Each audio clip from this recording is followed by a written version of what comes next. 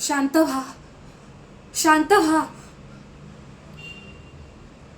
पुढच्या शुक्रवारी होणाऱ्या सभेत माई तुमचं नक्की मार्गदर्शन करते. माई, अहो काय झालं? भरल्या सभेतून उठून का गेलात?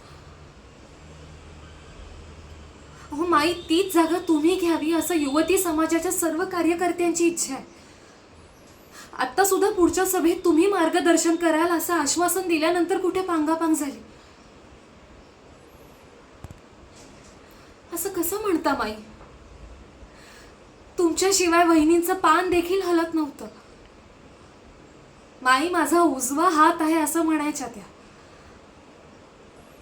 आणि तात्यासाहेबांनी लंडनहून आणलेल्या स्फोटक हस्तलिखितांबद्दल नेहमी सांगायच्या वहिनी.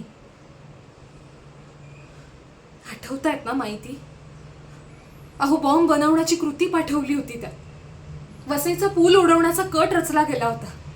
सरकारला जरा सुद्धा वास लागू न देता बॉम्ब बनवला गेला होता. चाचणी सुद्धा यशस्वी झाली होती. कोणामुळे? अहो ती हस्तलिखित तुम्ही नाशिकहून पेणला पाठवली. नंतर पेणहून कल्याण मार्गे वसईपर्यंत पोहोचवण्याची युक्ती कोणाची होती? अहो या कामासाठी तुम्ही केलेल्या माणसांची निवड चुकली असती तर तात्यासाहेबांची सगळी मेहनत वाया नसती का गेली?